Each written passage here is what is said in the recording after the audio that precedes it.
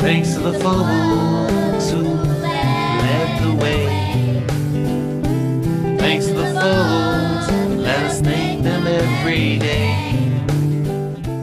Today is one of my Inspirational Lives shows, and it's dedicated to Dorothy Parker.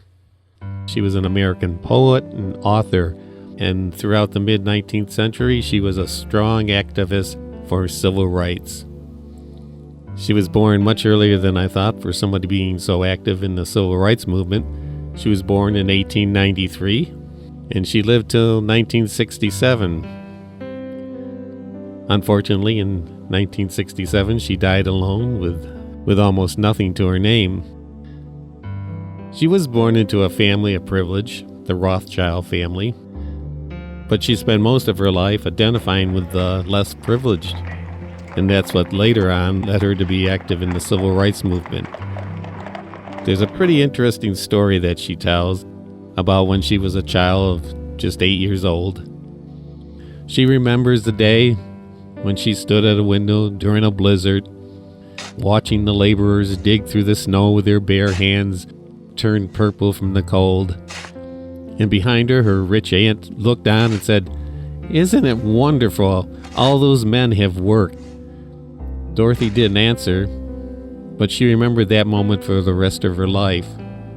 She saw even then that some people were forced to suffer so others could feel virtuous for noticing it. That truth stayed with her, and it drove everything that came after. Well, Dorothy had kind of a privileged education from being from an upper middle class family. She observed a lot, wrote some important things, and by the time she was 30, she was one of the most famous writers in America. She wrote for The New Yorker, and she was also a screenwriter in Hollywood and would later earn 2 Academy Award nominations. Her one-liners were well recognized at the time. She was probably the fiercest wit of the Algonquin Round Table group, which was a group of writers and critics and actors that would meet in New York City regularly. By 1936, things were really changing in the world, and she was really affected by the journalists and refugees who had fled Nazi Germany and were sharing stories of arrest and disappearances and terror and just overall organized brutality. And she started to get a grasp of what she wanted to write and be a part of the rest of her life.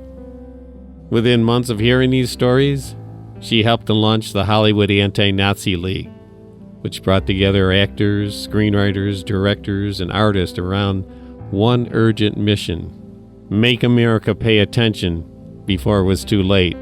Unfortunately, at that point, Hollywood did want to listen. The studio bosses brushed her off, and when she spoke publicly about the Nazi violence, some dismissed her as unstable or a drunk. A woman that forceful, that emotional, that relentless, surely she had to be overreacting. She refused to quit. In 1937, she traveled to Spain, where the fascist forces were trying to destroy a democratic government, while much of the world stood by. She moved through the bombed-out towns and visited the refugee camps. She later filed reports from the wreckage, begging the world to look at what was happening. When she returned to America, she would later find out that the FBI had opened a file on her, and then another, and another.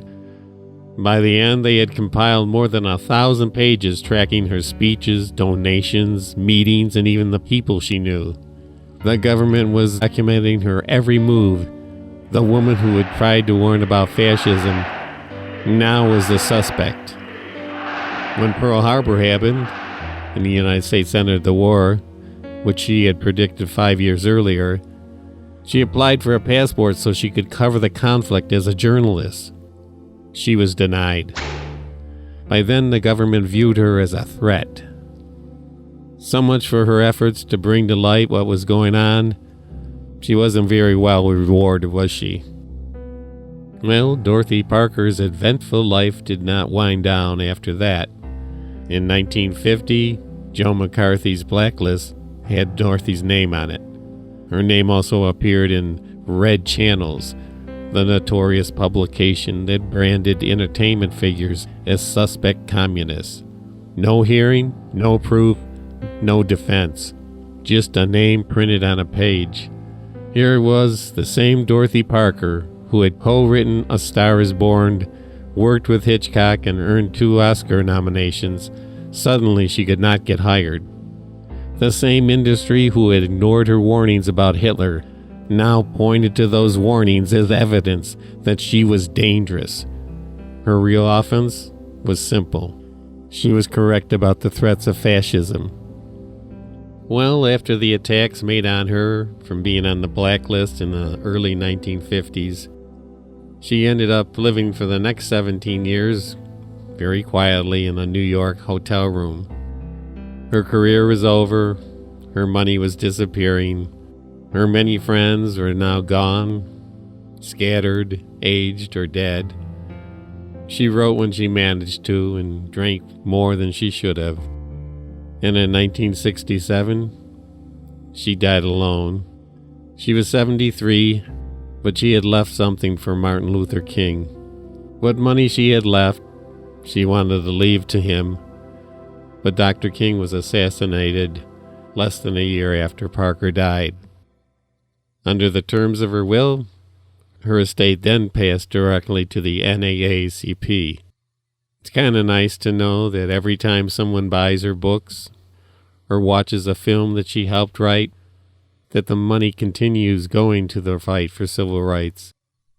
A woman who died nearly 60 years ago, mocked as historical, condemned as an un-American, is still helping to fund justice long after her death. She was ahead of her time again and again and again, and every time the world punished her for seeing clearly too soon. She kept telling the truth anyway, and even now, she's part of the fight. Thank you, Dorothy Parker. Thanks to the folks who led the way. Thanks to the folks, let us thank them every day.